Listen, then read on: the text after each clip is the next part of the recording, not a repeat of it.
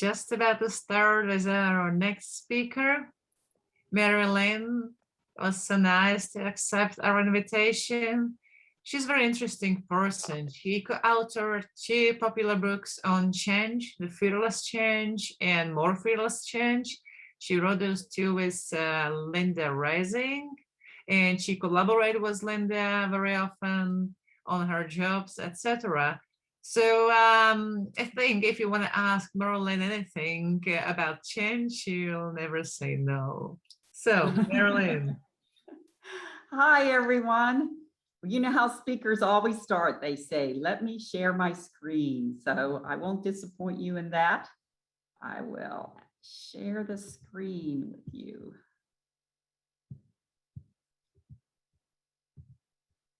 And you can ask any questions in the chat, and at the end we'll have quite some time, so I'll try to ask them back to MaryLynn. Okay. So thank you very much, and thank you for inviting me, and thank you for the introduction. That's true, I love to talk about change. So thank you for inviting me to talk about my favorite topic, and special thanks to the organizers. I speak at a lot of conferences and places, and they did such a good job of promoting it and organizing it. So thank you to them. Excuse me. I ate some almonds right before this, not a smart move. But anyway, most of all, thank you to all of you for the best gift that you're giving me, which is the gift of your time. I'm so glad you're here. And I wanted to start with a preview of upcoming attractions here. The preview of upcoming attractions is, the topic is making Agile happen. Where do you start? And you start with the people. So we're going to talk a lot about the people, the sometimes annoying people, the sometimes delightful people, but the people who need to make Agile happen. So that's the perspective I'm taking.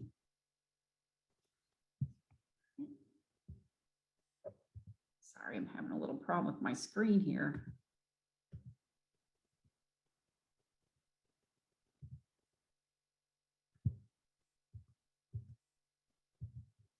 All right, so who is this person in the front of the room other than somebody who has a problem with her screen? This is the person, my name is MaryLynn Manns, that was on the first slide, and I am the co-author of Fearless Change book and the More Fearless Change book. I was co-author with Linda Rising, who spoke at Agile 100, I believe in 2020. It's delightful to work with her. I continue to work with her. We wrote our first book, and after 10 years of research of interviewing people who were making change happen. So we spent many years talking with people who were many different kinds of people, many different ages of people, many different ranks of people, from people who had young people who had just joined organizations, to middle managers, to CEOs, all kinds of people in different kinds of organizations in different countries. And what we asked when we talked with these people who were trying to make change happen, we said, what did you do? Tell us your story. What did you do? So the second thing I want you to know about me is I am a bottom line person. I want to know what people did. That's what I like collecting, are the specific strategies that people can use. So what you're going to get today in the next 30 minutes of your life here is you're going to learn some strategies, and we call them patterns because these are techniques that we heard over and over and over again in the interviews. So when we did an interview in perhaps Argentina and we heard about a particular strategy, we thought that was nice and we wrote it down. But we waited until we heard it again, and maybe we heard it again when we were in Florida. And we said, oh, look, we've heard that again. And then later we heard it from another company in another location. And we said, wow, that strategy must really work. So instead of calling them strategy, we call them patterns, which is something that repeats, that you know works. So I'm going to talk to you about patterns, and you can put these in your toolbox for making change happen. And just like any other toolbox, you have them there and you use them when you need them. I don't have a lot of time to cover a lot of them, but I'm going to give you a few and then point you to a place where you can learn more. So, but let's talk about you. I'm assuming you are here because you are making change happen. Good. Love it. So I'm wondering, is that going splendidly well for you? I'm guessing if I asked in the chat, let me know if everything's going perfectly, I wouldn't have anybody respond. I bet you discovered, though, that the root of every challenge, if you looked at the root of every challenge, it's the people. Even when you have problems with technology, you can look at the root as being the people. So if you recall on my first slide, that's what we're going to talk about, is the people. So making change happen, where do you start? The people, some of them are probably resisting. Some of them are probably driving you a bit crazy. What I observed from the interviews that we did is the big mistake that people made was thinking about the processes, the tools, how we're going to do Agile, with the assumption that because Agile is so wonderful, that people will just jump on board and love it. It's interesting that the Agile Manifesto says individuals and interactions over processes and tools.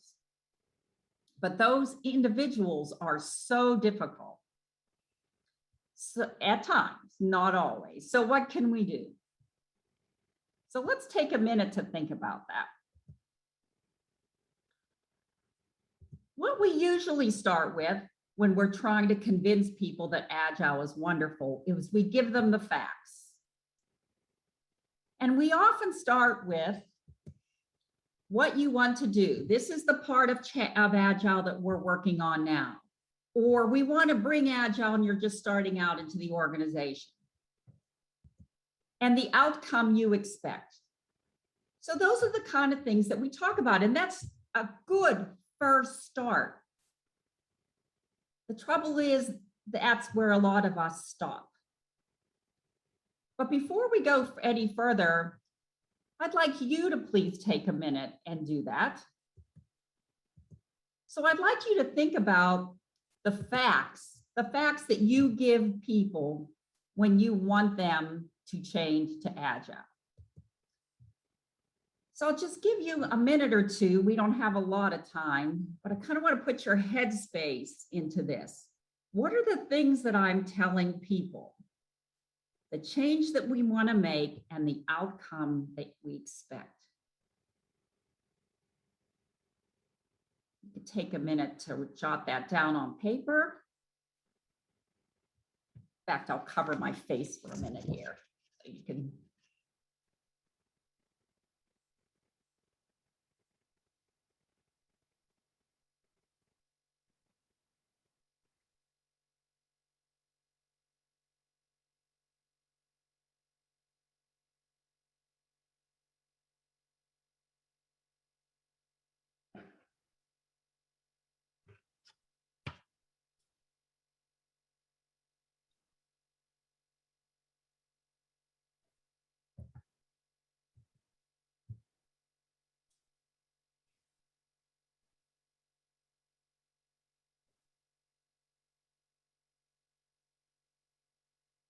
So I know we don't have a lot of time. This is not a workshop. If it were, we could take more time, but just look at what you wrote. Look at what you wrote and think about, how do people react when you give them the facts? How do people react when you give them the facts? I'm betting you see these kind of things. You see some people who are happy, some people who give you the thumbs up. Other people are confused. Other people are angry. Other people are like, oh my gosh, don't give me another change. Other people are surprised. And what are you talking about? So when we talk about the facts, I want you to think about, if you will, please, the last time someone gave you some facts about something that you did not agree with. And they were giving you information about something that you didn't want to hear because you didn't agree with it. Is this the way you reacted? Yes. Yippee, you told me something that goes against what I believe. Oh, yippee, I found out I was wrong. Or yippee, you are allowing me to see the light. That's not normally the way the people react when you give them some well-organized facts about something that they don't want to hear.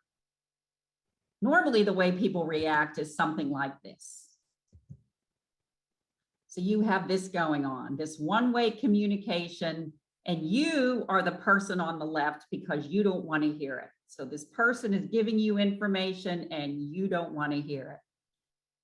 So when you're giving the facts that you just wrote on a piece of paper or thought about in the previous slide, this is the way a lot of people are reacting. So let's see if we can change that.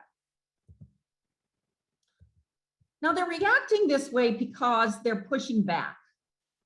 They're pushing back. And if there's one thing I learned in the last few years, that one person's truth is not another person's truth. Now you could argue the facts are the facts, but if you watched our election, our presidential election in America, you know that one person's truth is not another person's truth. In fact, okay, prepare yourself. I heard somebody say this on TV the other day about the pandemic, which again is another example how one person's truth is not another. But someone said this: science is not fact. It is meant to be challenged. Now we could do a whole presentation about those two sentences. When I heard it, I just paused and thought about it for a long time. But it's an example of how one person's truth is not another person's truth. There's also something called the backfire effect, which some of you may have heard about because it's a proven psychological principle, which says that if you're giving somebody information that they don't want to hear, they tend to dig in their heels even deeper and believe stronger in what they believe. Because after all, there's no reward in admitting they're wrong. So they dig in their heels and say, no, no, no, I believe what I believe. And also, thirdly, there's the influence of the tribe. Some of you may have read the famous book, Tribe, but the group to which you belong to has more influence on you than your search for the truth. So if you have a group of people who are against Agile or any small change you want to make, what they believe is going to have more influence. The people that they belong to will have more influence than their interest in actually seeking the truth. And finally, but not exhaustively, rethinking takes time. I mean, you believe what you believe. Do you really want to take the time to search for flaws in your own argument? That takes a lot of time.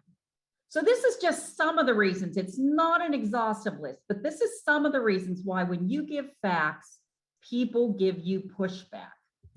So what we have to do is we have to give the facts. I'm not saying we shouldn't give the facts, and work with how people feel about the facts. How people feel about the facts. I know what you're thinking. Oh no, she's going to talk about feelings. But stick with me, because all the decisions that I make and you make and we all make are based on what we hear and see, the facts, and how we feel about the facts. So Hang in there with me. All right, so the first strategy or pattern I want to talk about is emotional connection. Making an emotional connection with people is more difficult in the workplace than in your personal lives. So let's talk about how we can do this in the workplace. What we're striving for is not just a logical connection. Yes, we need to give them the facts, but also go a step further and give them an emotional connection too. So they care about the facts. So they care about them and want to listen and they're curious about it. So here's where the facts come in and here's where the feelings come in. So again, this is hard in the workplace, but I'm going to give you 3 C's to help you remember how to make a connection. Help them to care about the information. Spark their curiosity and provide opportunities for them to communicate with you. Now, we often hear there's no such thing as too much communication during times of change, but usually it's a one-way communication, and that's good. We want to get lots of information out there, but are we providing times for them to communicate with us? Now, I told you I'm a bottom line person, so I'm going to give you ways to do this, how to do this. So let's talk about that. Emotional connection. I'm going to give you some ways called wake up call, hometown story, imagine that, fearless, and shoulder to cry on. I just have a bit of time, so I'll just be talking about these few. Let's jump right into this. So you've already thought about the change that you want to make and the outcome that you want, the change that you want to make and the outcome. And I ask you to think about that and perhaps write it down. And what some people call that is the elevator pitch. The elevator pitch. But you want to activate their curiosity and help them care about this pitch. Just because you're saying it doesn't mean they care about it. It also doesn't mean they want to hear more. They might say, oh yeah, please go away. I don't want to hear any more about this. So how can we make an emotional connection with them? I suggest that you add a pattern called wake up call. Many times, we're so excited about the solution, we forget to back up and talk about the problem. I actually saw this in a meeting recently where somebody had put a lot of work into preparing the meeting and to talk to people during the meeting about a change they wanted to make. Fabulous argument she was making, but people were just giving her one, but what if, but what if, but what if, after another.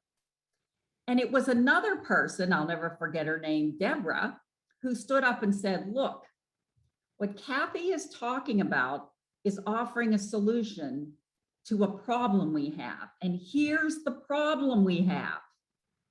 Now, we don't know that Kathy's solution is going to work, but we must deal with this problem. And people were reacting sort of like this. Oh. So what the presenter was doing was talking about the solution and didn't jump back to discuss the problem. And what wake up call can do is activate their curiosity. Oh, okay, we have a problem. Okay, let's go back. Tell us more about this solution. They may not agree to it. I don't want to assume this is magic, but at least they're more curious and care about listening. All right, so these 2 pictures, just give you a minute to look at those 2 pictures and you're probably thinking, okay, yeah, when I see stuff like that, this is how I feel. I listen, and that's the facts, that's some data, that's important to do when you're giving information about how Agile is performing or could perform. But compare it with this. Here's the data. here's the facts. Look at on the right. How much different do you feel when the information is given to you in that way?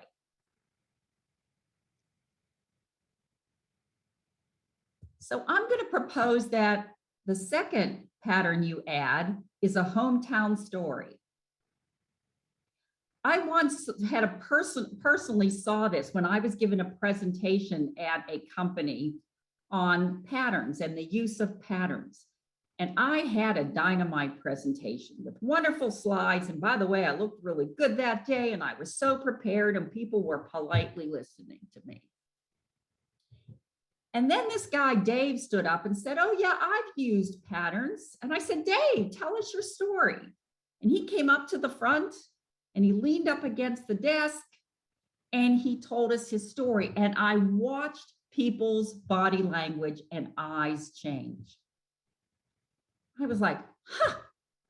But then I recognized that we need both. People were truly listening. They were asking questions. They were getting involved. So what stories can you tell about Agile? You still need the facts, but what stories can you tell? So stories. First of all, the human mind handles stories better than a collection of facts. Just remember that. The human mind can handle stories better than a collection of facts.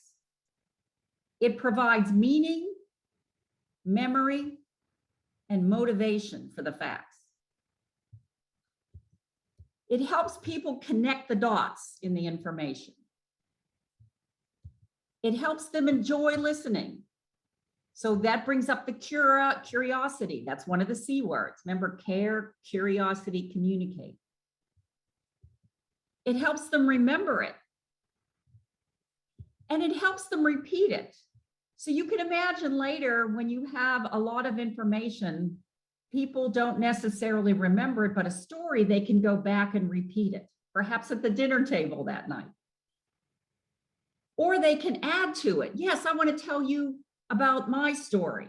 So that provides the communication, the two-way communication. And they can emotionally connect to it, which means they care more about a story and listening to a story as they did in the situation I said with Dave than they did to a lot of PowerPoint slides. So stories check off all three C's. Get people to care about it, get them curious, and get them to communicate their story. Now, this is actually a serious thing. There are books written on how to tell stories in organizations. And also, just a plug, we're having a Fearless Change Campfire in the beginning of October. And it's online, it's free, and I'll tell you more about it at the end. People are just going to come and tell their stories about making change happen.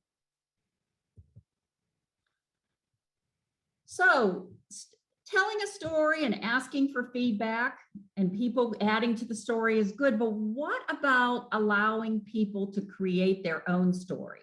Allow people to create their own stories. That's what the Imagine That pattern is all about.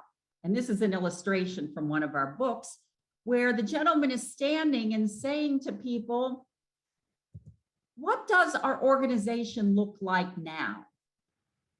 So people are giving themselves their own wake-up call. What does our organization look like now? Tell us. What kind of problems do we have? What kind of successes do we have? What kind of challenges do we have? So people, in the essence, are creating their own wake-up call that we talked about on a previous slide. Well, then he asks, how would our organization look if we, and this is where you want to think about what you want to do. If we did da da da da da da da. And people could say, oh, well, it could possibly do this, and this could happen, and that could happen, and this can happen. So they're telling their own story. This is when people ask me, what is your favorite pattern, MaryLynn? I always say Imagine That, because I've seen it used in such powerful ways when people can help people sit down and feel the possibilities, not just think about the possibilities, but actually feel the possibilities. Just imagine that when you have that kind of conversation with people. So it connects them. They are all communicating back and forth. This isn't a one way. So communication, it gets them curious as they hear what other people have to say and what they might think about. And it gets them to care more because they're giving their input. So it checks off all 3 C's. Now, I don't want to make this sound easy. There are going to be skeptics that no matter what say no, no, no, no. And the thing about skeptics is that they fear you and you fear them. And you have this going on. You fear each other.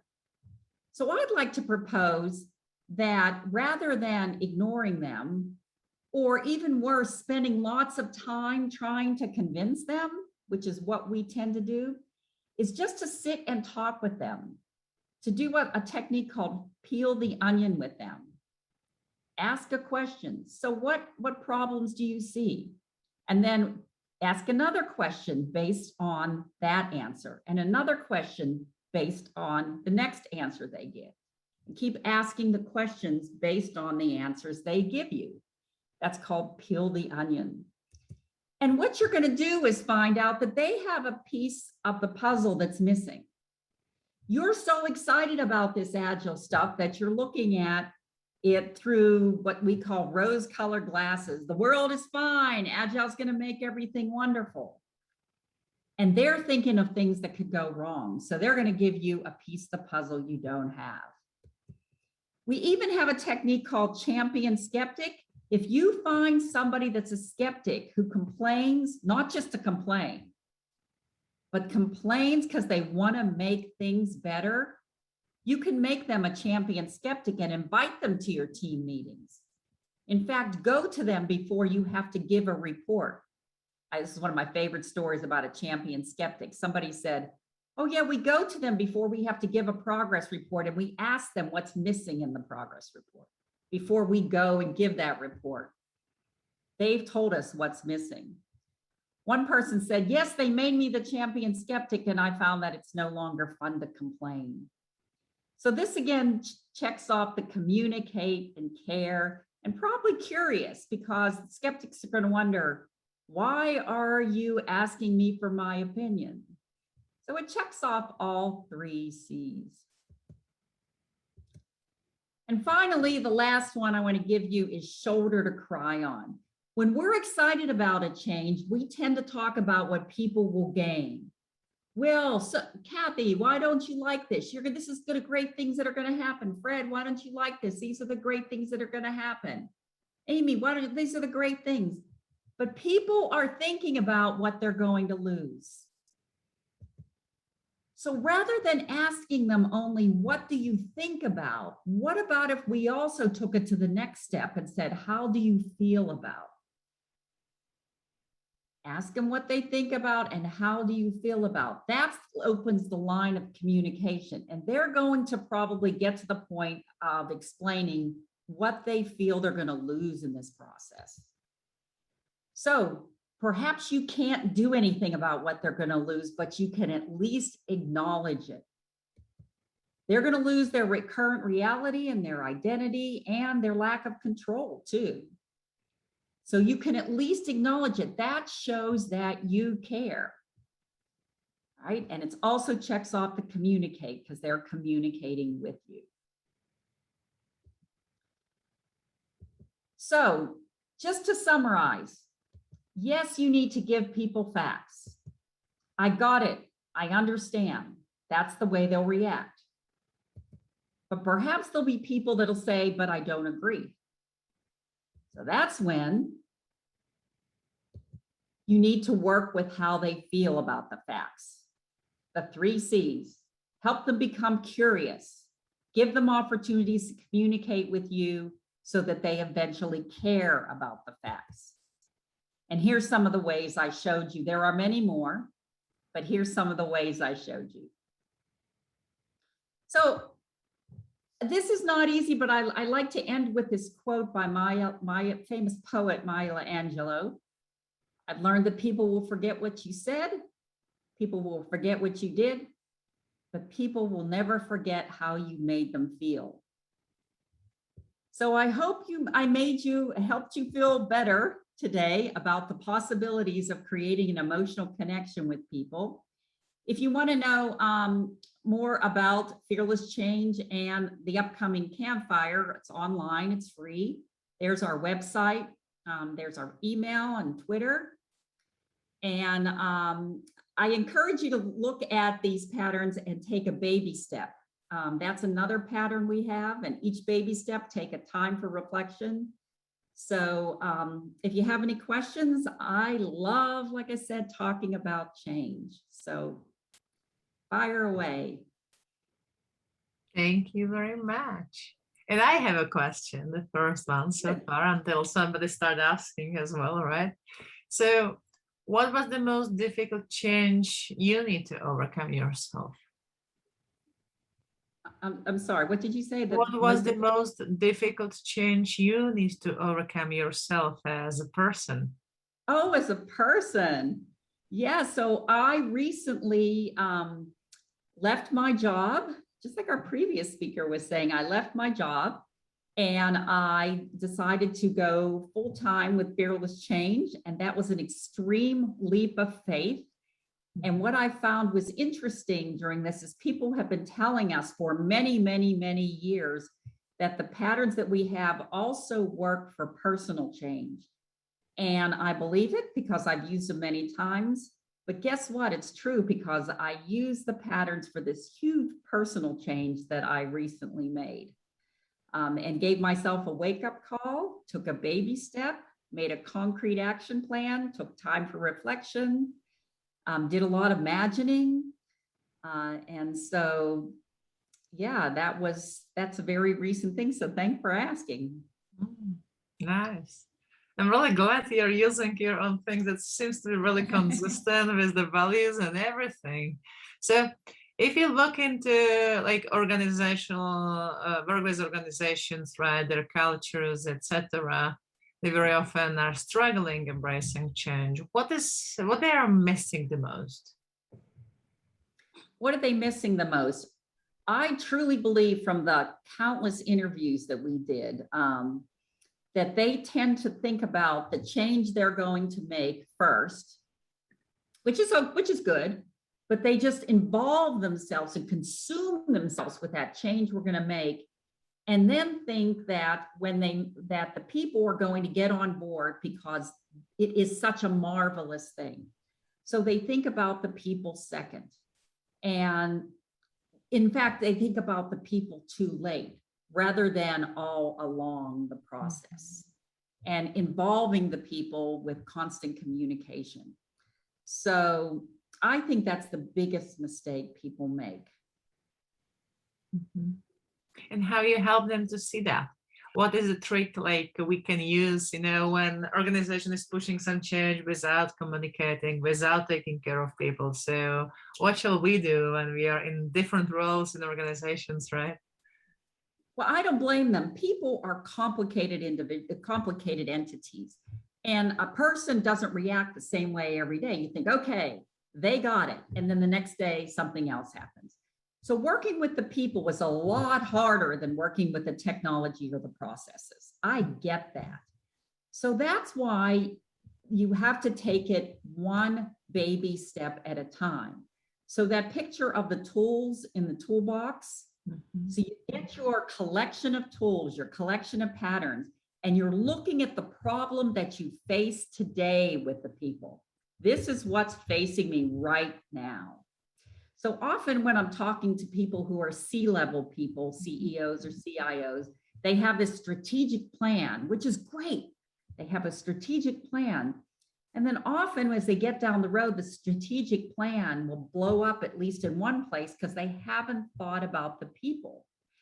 And so the strategic plan is fine, but the idea that with the people, you must take a baby step, use a tool in your toolbox of patterns, and then take time for reflection, and then use another tool depending on the problem that's facing you today, and then take time for reflection, and then use another pattern and take time for reflection. So I think that people become overwhelmed, the leaders become overwhelmed at this massive task of dealing with these people, rather than just looking at, okay, this is what's facing me today, and I'm going to dig through my toolbox of patterns, and this is the one I'm going to use today, and then take time for reflection to see how it worked and what I should do next.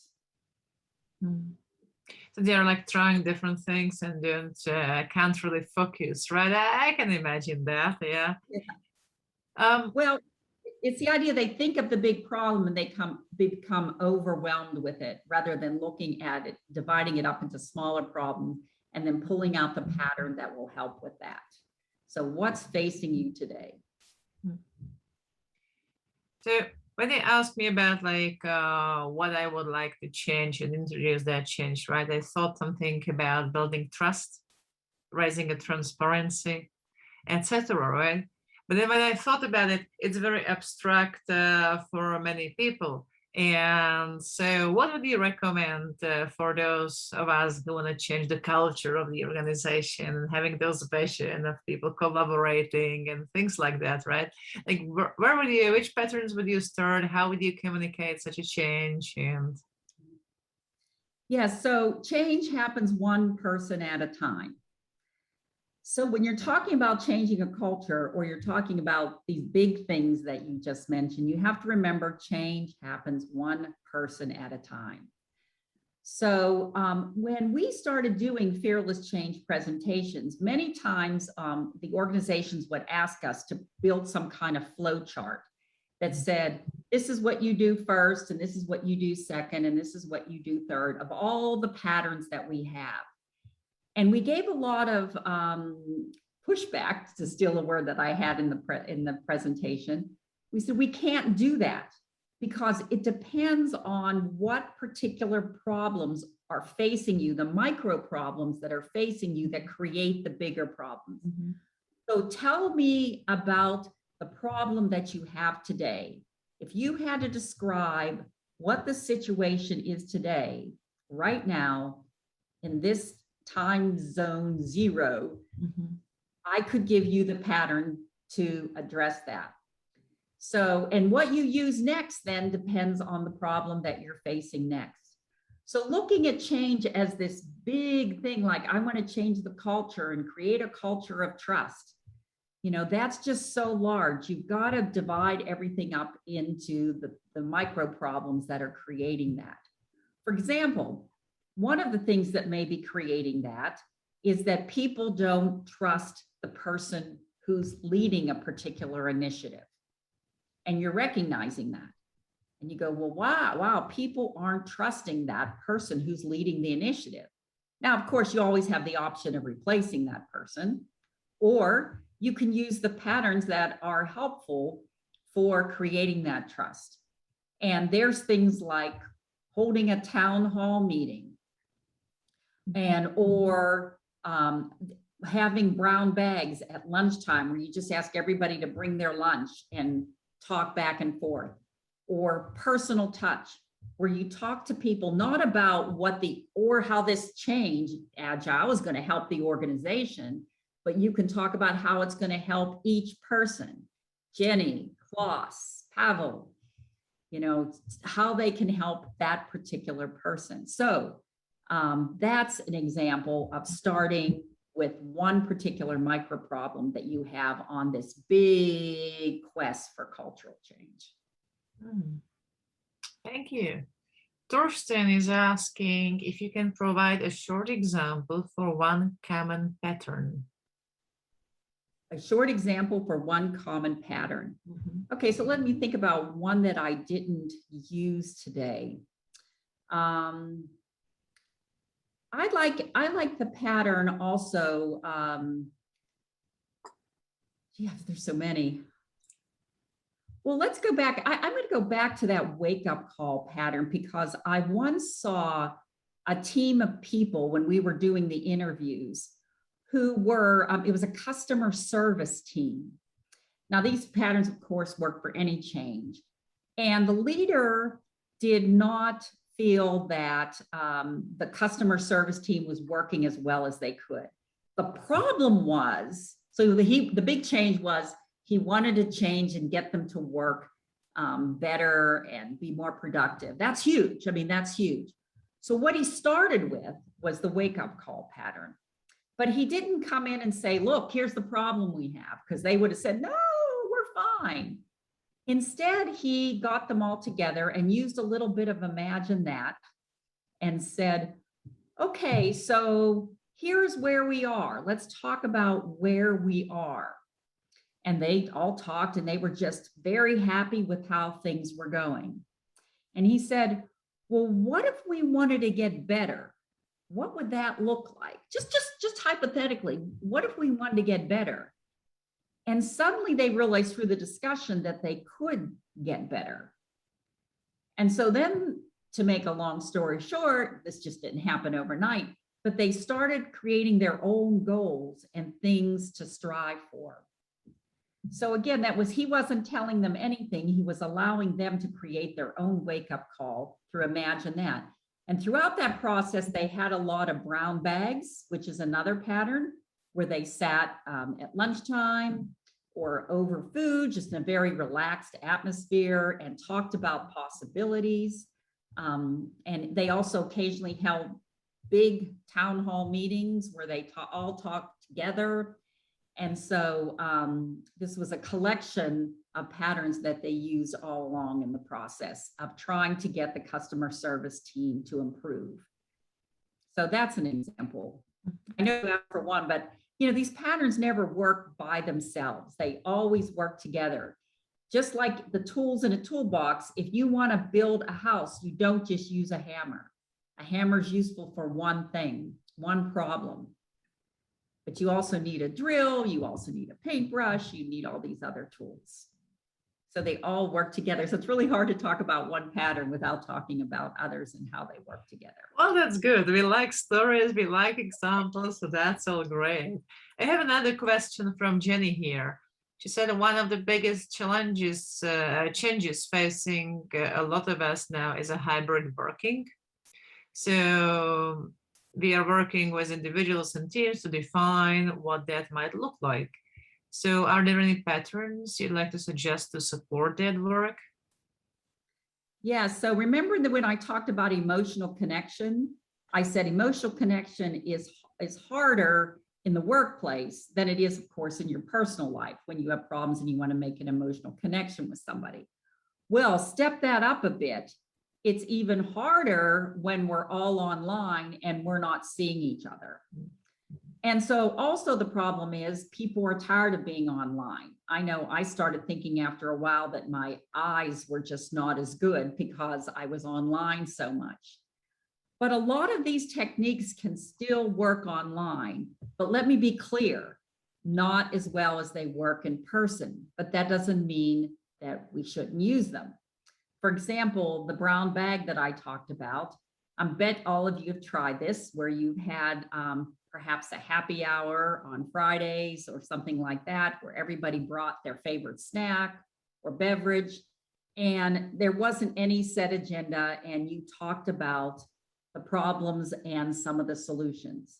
So some of these patterns, as you read them, you can look at them and say, they would work a lot better in person.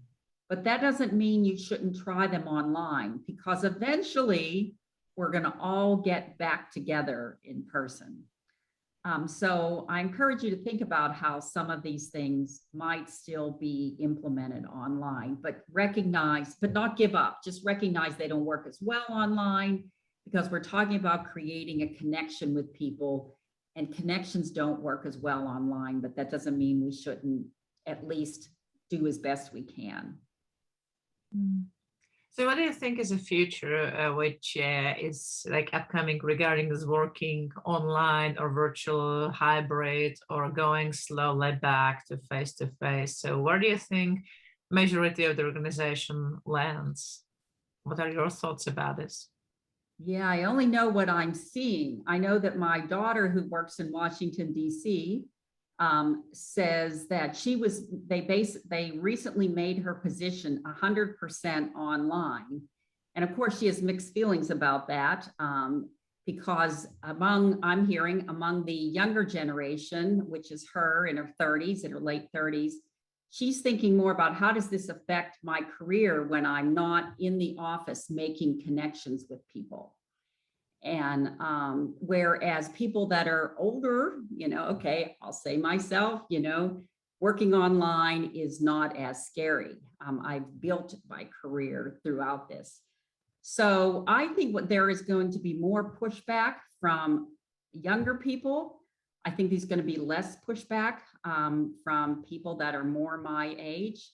But I think that what we did is we did an experiment, right? So we were forced to take a baby step, and now we're doing the time for reflection, except it wasn't much of a baby step. We were forced to do it when we all went online. And now we're using another pattern called time for reflection and deciding, okay, now that we tried this experiment, how's it going to work for all of us? I'm personally really thrilled about it because it gives us another option for the way we work. I hear a lot of people talking recently about it brings also a lot of stress to people, and that they are overworked and overworked and burning out and quitting their jobs. By the way, I hear it not just from two of you, but actually from many people around me. So what are your thoughts on this? Like, what would you recommend individuals maybe to sustain that change and stay healthy and energetic and don't burn out? Well, usually when I do longer presentations, I have people dance in the presentations and move. Now, dance is in quotes because I'm not a very good dancer, but I love music. And I would have included it in this presentation if it had been longer, not the dancing, but I was going to include some music, but I realized I would have gone over. But the idea that we do things that are out of the ordinary. So during the pandemic, I personally, because I was sitting in front of the computer too much, and like I said, I was even worried that my eyes were having problems, I took up physically moving to music. And so I actually teach a class on this on Thursdays, where people, after sitting all day, they can join the class and just crazy dance. And we all dance together. So I know that sounds trite, but I'm telling you, it really works. I've heard some amazing stories from people who change the way they think about dance and movement, using it as not, oh, I got to get this move exactly right, because that's stressful. Just like I want to move and I want to relieve my stress and act silly, not act like an adult like I did when I was working all day, but act silly and relieve stress. So I would argue that our work is in front of us, our home life is in front of us. Why not try something different and perhaps a little silly? Maybe it's meditation, but something different. So that's my suggestion for changing yourself. And that's scary, right? Be different than it's expected from me. Yes. Change those type of things. So what do you do with that fear? Yourself, and what can we do with that fear?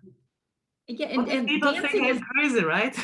Yeah, and dancing is a good example of fear. People, for some reason, have a lot of, and all dancing is moving, which you do every day when you get up out of bed, you move, but it's moving to music, which is a lot more fun than moving without music. So it gets people over that fear and that fear that, oh, I can't do anything different than what I'm doing. So how did you come to change? Like, what brought you to speaking about change? What is this calling which you have? Yeah. Where are you coming from? Well, that's a great story. I'm glad you asked that. I was in, my degree is in computer science. So I was a programmer, and I became an educator. And I was at a conference in Arizona in the United States, and I met Linda Rising. And she and I started talking about, why is it that we have all this great technology and then we bring it to the users and they don't want to change, they don't want to use it. And we run into all these problems. And we sat for hours talking about this, and people were listening to us saying, you too should write a book. And of course, we hardly knew each other. We had just met. She lived in Arizona. At the time, I lived in North Carolina, where I still live.